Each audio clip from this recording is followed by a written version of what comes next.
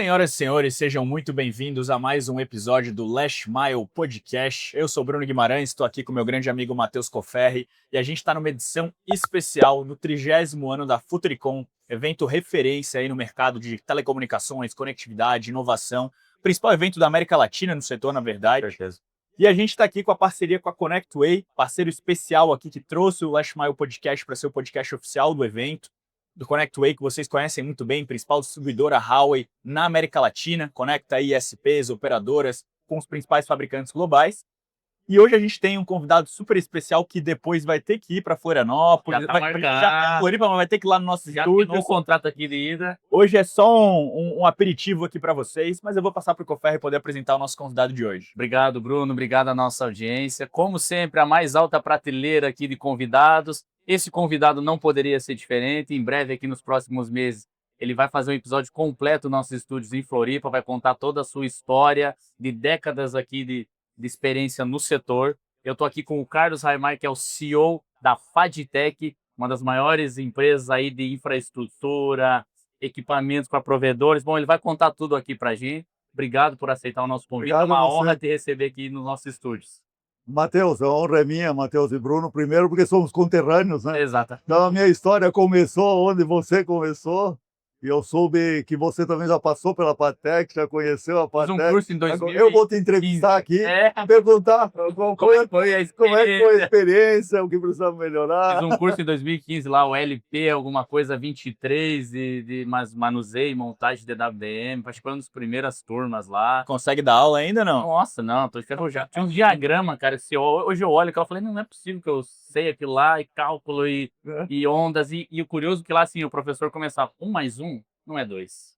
Aí ali eu já falei, meu Deus, tô no lugar Já errado. que eu tô, né? Tô no lugar errado. Eu vou fazer Mas podcast. um curso incrível, me deu uma bagagem muito legal, assim, para entender o DWDM, as transmissões, as altas capacidades, e uma empresa fantástica mesmo. Tá Que legal. muito honrado em estar com vocês aqui.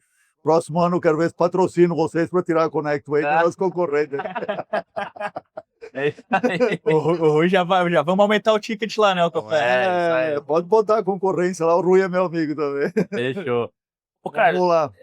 para a gente começar, conta um pouquinho aí quem é a Fadtech, qual é o momento atual da empresa, qual é os mercados, produtos, serviços, prestação de serviço, para a gente começar esse bate-papo aí. Eu vou contar a Patec, eu vou contar a minha história com duas perspectivas, né? Como conselheiro que fui, agora como CEO, e a sua origem, né? E um pouco da admiração que eu tenho da Patec como cliente da Patec. Antes de eu estar envolvido na gestão, eu era simplesmente um cliente da Patec que confiava na tecnologia. A Patec é a empresa de tecnologia fotônica, de DWDM, mais conhecido como DWDM, única abaixo da linha do Equador. Ou seja, abaixo da linha do Equador do mundo, somos os únicos que dominamos a tecnologia de DWDM. Isso não elimina a concorrência, porque o lado de cima, norte, está entupido de concorrente.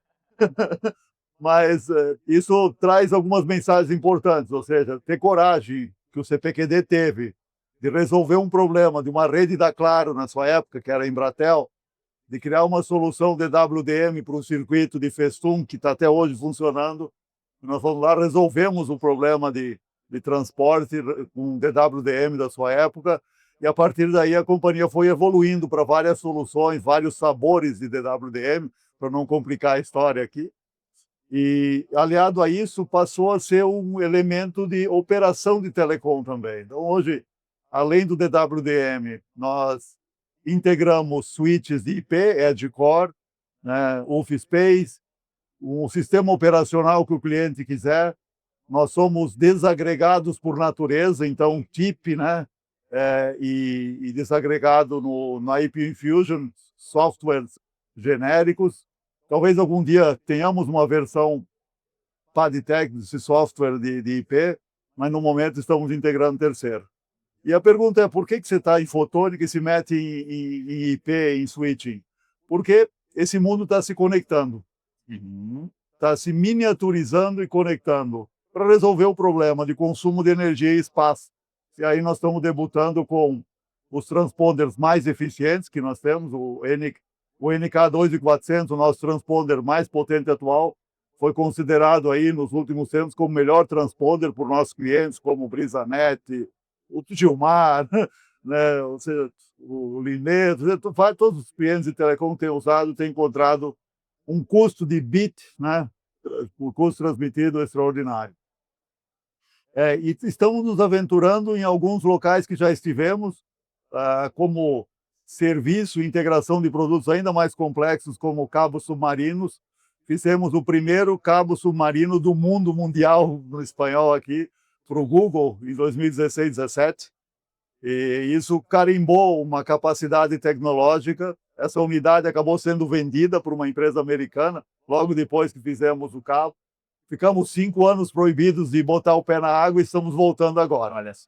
Então agora estamos de volta e, por incrível que pareça, não só com a nossa vontade, a vontade dos nossos clientes, que 1 ano antes de estar liberado, né, já pediu, quando é que vocês vão voltar? Tem um projeto para discutir. Beleza. Então hoje estamos atuando como integradores, né?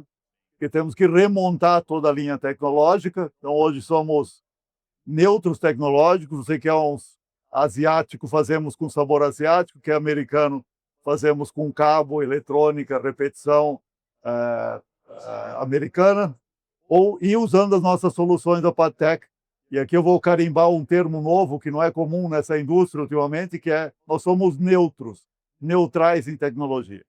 O que significa? Se você tem Padtech e chegar a BYD ou chegar a TikTok, vai transportar na Padtech. Meta, Google, Facebook vai transportar na Padtech. StarX vai transportar na Padtech. Porque o equipamento está neutro na briga geopolítica entre ser chinês e americano. Interessante. Então, alguns clientes locais, internacionais, me confessam, vou fazer uma rede só Padtech, no lugar de fazer uma rede chinesa e uma rede americana. Então, estamos simplificando a vida das pessoas, entregando uma boa racionalidade na compra. Então, esse é poucas palavras aí da história. Além de tudo isso, temos hoje algo como 90 contratos de serviço, né? Serviços intensos em mão de obra, como todo o OEM, planta interna da Telebrás. FIBrasil, fazemos todo o escritório de despacho e automação da sua plataforma. Eu arrisco dizer que o que nós fizemos da FIBrasil de automação deve estar uma eficiência absurdamente maior do que o seu core, né, o seu cliente principal. Então, nos tornamos especialistas em soluções complexas de telecom, e telecom migrou para digital, digital migrou para data center, então nos ambienta em todo esse mundo novo que estamos vivendo. Espero ter contado uma história...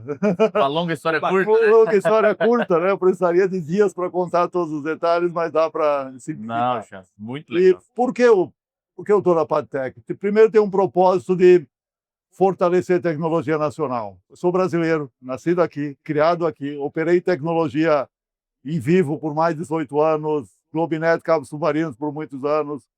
Comecei lá na VEG, lá em Jaraguá do Sul, indústria. Então, tem uma mistura de tocar a empresa e ter uma supremacia tecnológica local, que fez toda a diferença na pandemia. Se nós não tivéssemos a nossa tecnologia disponível aqui, nós teríamos colapsado muita rede de internet nesse período. É verdade. Isso é verdade. Eu lembro a correria que eu estava em provedor na Naut nessa época. Você estava lá? Correria para ampliar Chibic, ampliar... Porra, é uma rede que era 10 GB, virou um MUX, virou um DW, um TM800 e vai indo, vai aumentando, porque realmente a demanda explodiu, os backbones saturaram positivamente muito rapidamente a demanda e precisava correr para ampliar essas bordas, né? Então, realmente, isso é um fato que aconteceu mesmo. Loucura, né? Isso eu tirei de lição. Na época eu estava no conselho da Padtech e estava na Globinet. Eu tirei de lição de que tem que ter uma parceria mais profunda entre fornecedor e contratante para momentos como esse, né? Com certeza. Porque aí se salvou mais quem tinha mais parcerias confiáveis, né? Eu acho que foi como nós tínhamos com a Alto e temos com a Alto, agora tem grandes parceiros, né? Não é só uma relação transacional, não, né? Não é uma relação de confiança e de fato faz a diferença nesses momentos. Exatamente. E aí, Mário, eu queria justamente entrar, eu gostei muito desse termo novo, neutral. Acho que o Brasil, de certa forma, tem uma vocação para ser neutral, né? Então, perfeita colocação e essa visão da Padtech como um todo. E eu acho que vocês estão numa posição no mercado que consegue visualizar o mercado de bastidores e capturar um pouco da visão de cada uma das empresas, né, para que vocês possam também tomar as próprias decisões. E como a gente sabe que tem muitos empresários aqui do setor que estão nos ouvindo e a gente sabe quem está lá na operação do dia a dia sempre fica com aquela insegurança de fazer um investimento, qual que é a próxima grande onda.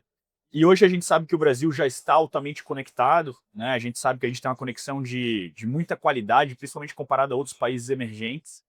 Mas eu queria justamente te questionar, assim, tu já comentou um pouquinho sobre as próximas apostas, até falando de cabo submarino, mas qual que é a nova onda do mercado? Para onde que os provedores eles estão olhando ou deveriam estar olhando? E como que também a Padtech vai estar oferecendo essas soluções? É no mercado de data center? É no mercado de soluções personalizadas para B2B? Ainda tem muito espaço a nível de conectividade core para crescer? Eu queria trazer um pouco desse panorama geral. Você entrou na outra discussão de qual é a tecnologia sobrevivente para o futuro, qual é o core tecnológico que vai ter a melhor escala, que vai dar maior eficiência para o futuro, né? Eu já, diversas vezes na minha vida de operador, desde do CDMA, GSM, TDMA, e agora entramos no DW também, entramos nos formatos do DW que vão ter para o futuro, e é uma constante, qual é o barco tecnológico que nós, como Padtech, vamos entrar, que nós, como Padtech, vamos incentivar o nosso cliente e que o cliente deveria escolher, né? Porque muitas vezes você escolhe um caminho e não tem saída, né? Você pega uma plataforma e vai ter que morrer com ela pagando licença. Então, tem algumas tendências acontecendo. Vou começar um pouco mais ali do miolo do silício e dos formatos. Então, não temos dúvida que o DWDM está se miniaturizando muito rapidamente. Matheus deve lembrar que eram equipamentos da tua altura, que você é alto. Era um chassi gigantesco. E hoje, esse equipamento, no nosso melhor produto que nós produzimos aqui em Campinas, que é um QSFP-DD, o QSFP, o formato menor que temos, nós comercializamos, é um pendrive. Então, ou seja, hoje já produzimos em Campinas um investimento aí de quase 2 anos e meio de desenvolvimento e tecnológico, mas estamos preparados para produzir, né, o plugável. Esse plugável tem diversos formatos. E daí eu vou entrar um pouco nessa discussão de quem é o sobrevivente, além da geopolítica que joga o seu jogo. Eu vou no chinês, vou no americano, o americano está melhor porque consegue imprimir em 3 nanômetros. E por que isso é importante? Quanto menor a gramatura, né, da impressão, mais é a eficiência energética. Menor é o teu custo de consumo de energia, assim por diante. Mas voltando aos formatos, então o data center hoje, que no passado nós ligávamos com a Ethernet, agora passou a usar fotônica para ligar de cage a cage, né? O in and out, né? Os cross connections são todos fotônicos. Você não pode ter um equipamento DW gigante, né, numa área tão cara e escassa. Então está miniaturizando muito rapidamente. Nosso produto mais vendedor ainda é um formato DCI, né, que nós preparamos para ser colocado no João Lambda Alien em qualquer plataforma e resolver problemas muito rápido. Então esse é o formato, diria hoje, miniaturizado, mais adotado, mas ele está migrando rapidamente para os formatos plugáveis. Então essa é uma tendência imparável. Essa miniaturização leva a uma junção de 2 equipamentos que eram considerados 2 mundos, né, o switch router e o DWDM, que davam em lugares em gerências separadas, mas ele passou a ser um elemento único agora, né? Você pega um bom roteador, um plugável que já chega a 800, né, em formatos até de longa distância, e você começa a montar uma rede com consumo de espaço e energia muito menor. Então essa é a tendência que, eu diria, de agora até os próximos anos, menos nanômetros possíveis, formatos mais compactos possíveis para atender roteadores top of the rack, e esse top of the rack, em hipótese, é o mesmo que faz telecom. Tecnologia essencial é a mesma. Então, essa é a nossa aposta, que esse formato data center veio para dominar a adoção tecnológica, né? Legal. A adoção tecnológica você não determina, você surfa a onda que vem, né? Então, nós não... Me lembro quando nós escolhemos CDMA, CDMA era tecnologicamente perfeito comparado com o GSM. Quem ganhou foi o GSM. Era um TDMAzão muito antigo. E o mesmo está acontecendo um pouco nessa briga de tecnologia fotônica de altíssima capacidade. Tem os próximos capítulos aí a partir de 2030 que trazer isso tudo para dentro do módulo impresso, que é o co-package, que eu acho que ainda tem alguns quilômetros, mas a miniaturização é a tendência, menor consumo de energia é a tendência, e a pergunta é que barco de formato eu entro que eu vou ter mais escala. Escala é o nome do jogo. Quem não tiver mais escala no mundo vai ganhar. E como empresa, nós apostamos na neutralidade porque podemos entrar em qualquer rede e resolver qualquer problema rapidamente, né? Se você não tiver essa neutralidade, não conseguiríamos ajudar um cliente. Eu vou dar só o caso, sem dar o nome, que ligou um sábado à tarde, 2 da tarde. Eu tive um problema na minha rede, cortaram a minha rede. Eu tive um problema lá de terrorismo interno na empresa, cortou a minha rede de São Paulo até no sul do Brasil. E eu tenho que recuperar isso. Eu preciso de tantos transponders. Sábado, 2 horas da tarde. Eu simplesmente disse para o CTO, né, que horas você pode passar na Patek e pegar e montar 10 horas no outro dia com o nosso cliente, e esses estavam resolvidos com a rede. Olha né? só. Se você não tiver neutralidade e praticidade, você não resolve questões como essa. Então, por exemplo, se o nosso Huawei só funciona com Huawei, você tem um problemão para resolver. Se tem neutralidade, nós vamos resolver melhor a vida do nosso cliente. Muito legal. Total sentido. Total. Muito É, legal. realmente é um parceiro, né? Para as horas Exatamente. fáceis e difíceis, principalmente. Exatamente. Ô, Raimar, a gente falou rapidamente sobre ali o retorno, podemos chamar assim, dos cabos submarinos. Você poderia explicar um pouquinho para nós sobre isso? Vai ser uma divisão nova? Como é que vai ser aí? Que eu lembro quando eu visitei lá, tinha uma sala lá toda fechada, que tinha um cabo lá. Secreto, Não, secreto. Aqui baita era do do- Google. Um baita de um cabo assim, eu acho que era uma emenda assim, uma gigante em cima de uma mesa. Eu tirei fotos, eu tenho fotos ainda aqui, depois eu Pô, vejo. você me manda essa foto, hein? Olha só que Vai pro legal. nosso museu. Eu tenho. Mas como é que vai ser agora? É uma nova divisão? Como é que é isso? Hoje é uma divisão. Opa, só complementando, e é uma pergunta que a gente ouve muito no mercado, mas faz sentido ainda continuar lançando cabos submarinos agora em 2025? Como que tá essa... Eu diria que é um movimento imparável. É um meio... Claro que as infovias, eu diria que é um meio wet plant, né? Um meio molhado, agressivo.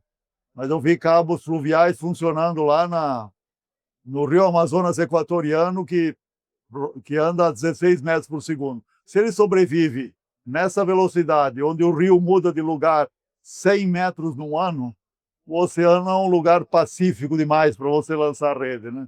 Então, a tecnologia evoluiu muito em todas as proteções dos cabos, a eletrônica que você viu lá, a eletrônica dos cabos submarinos, só para você ter a precisão daquela eletrônica que você viu lá em 2016, ela é projetada para 2 falhas em 100 em 25 anos. Não.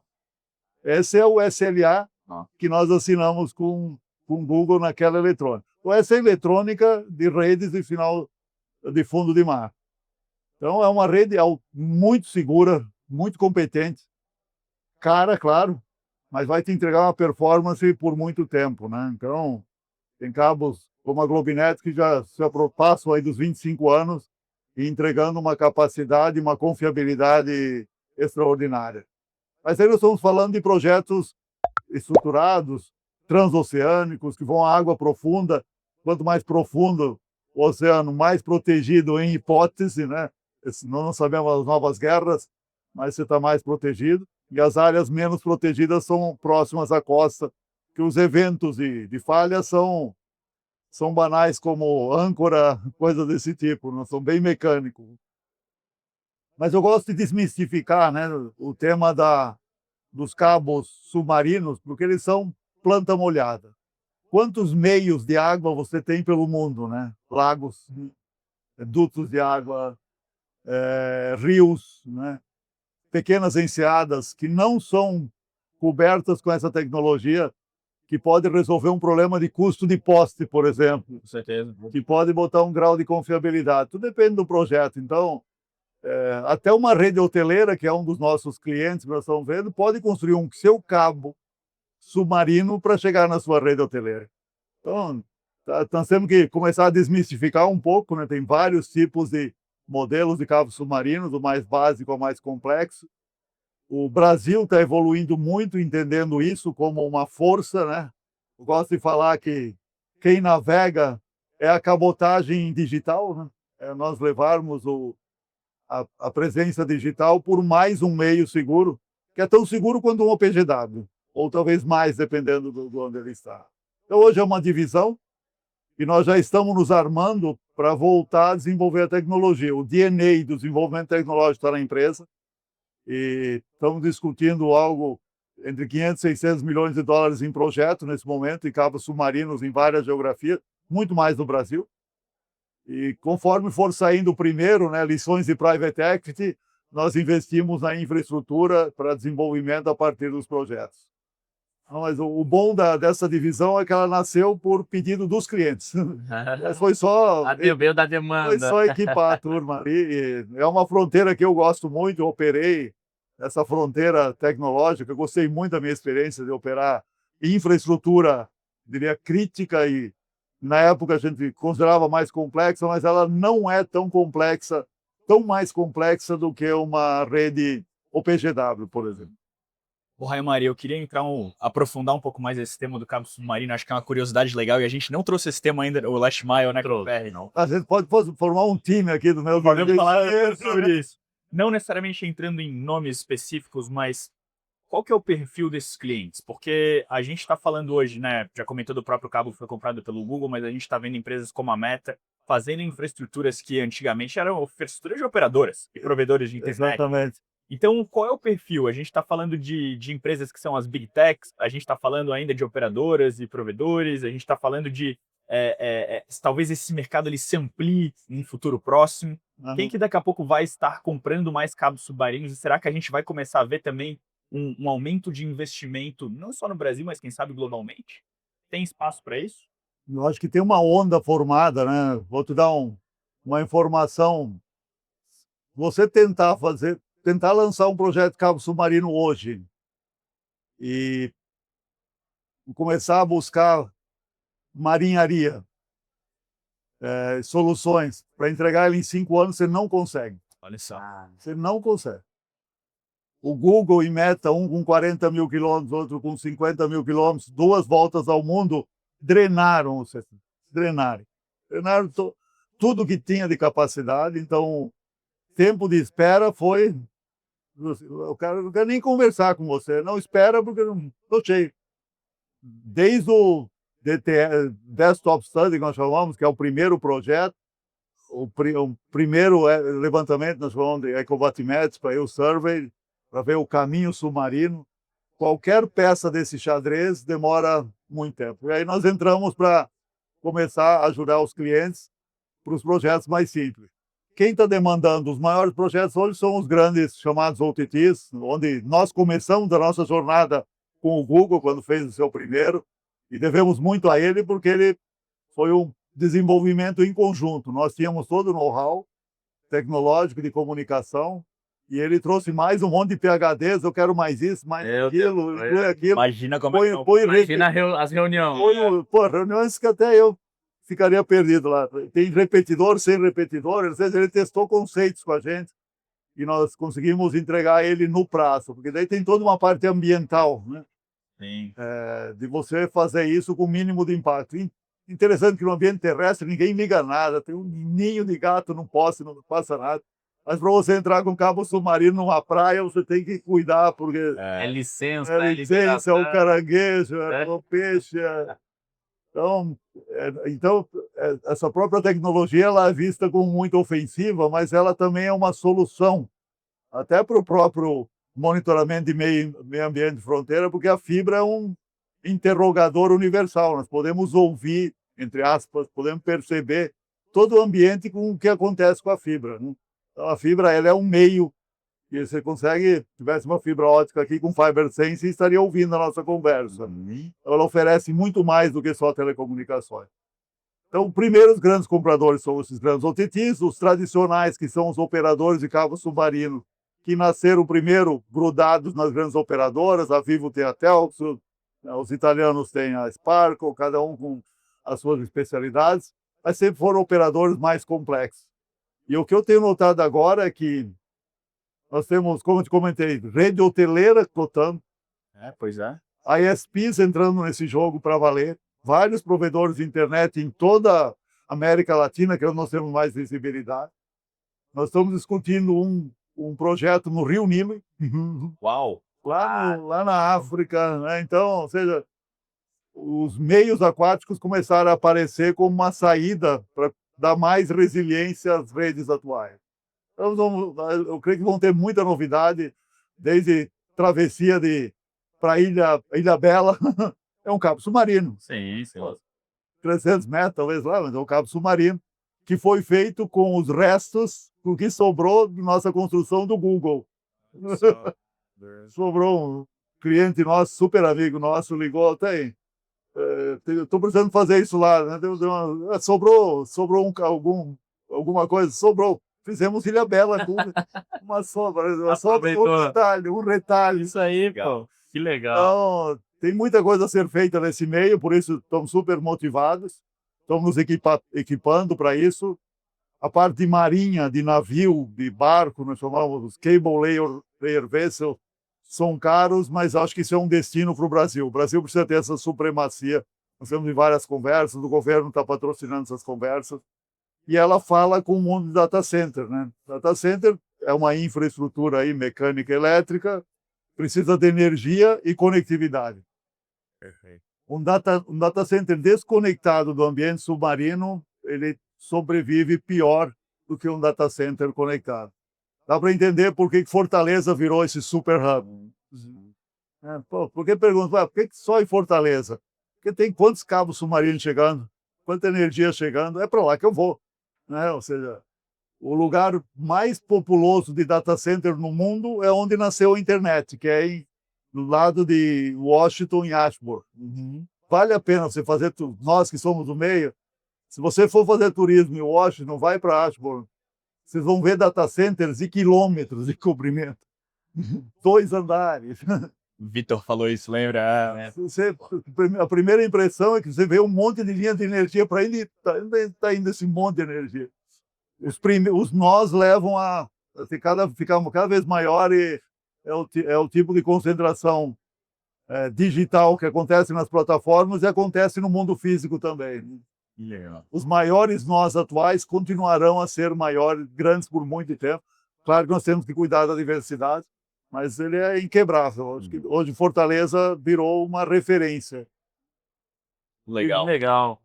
Olha, infelizmente a gente está chegando ao fim desse episódio. Eu tenho alguns tópicos, mas eu vou segurar de propósito realmente para a gente conversar em Trabalharmos na praia. Eu vou deixar para fazer um suspense aqui. Anotei temas legais para mencionar. Ok. Mas, Carlos, obrigado por aceitar o nosso convite. Realmente, em um curto espaço de tempo, assim, já nos dá uma visão, uma clareza, assim, sobre todos esses assuntos. É um prazer conversar contigo. Prazer é meu. Reforçando novamente, vai lá bater um bate-papo completo com a gente, né, Bruno? A gente está muito feliz de bater esse papo contigo. Muito bom, Bruno e Matheus. Obrigado pelo convite, uma honra estar com vocês sempre. Parabéns pelo trabalho. Então, a reputação de vocês precede vocês. Eu fico mais feliz ainda que é um conterrâneo lá. Então, vai ser um prazer estar com vocês na nossa casa lá. Obrigado. Obrigado, viu? Obrigado. Obrigado pelo privilégio, pela honra de estar aqui com a gente. Vamos fazer sim esse episódio. E não posso deixar de agradecer também a nossa audiência. Não se esqueça, dê um joinha aqui no vídeo, inscreva-se no canal, compartilhe esse episódio aí com seus amigos e fique atento ao episódio completo do Last Mile Podcast com Carlos Raimar. Esse vai ser um espetáculo. Com certeza. Até a próxima, pessoal. Valeu. Tchau, tchau. Tomara.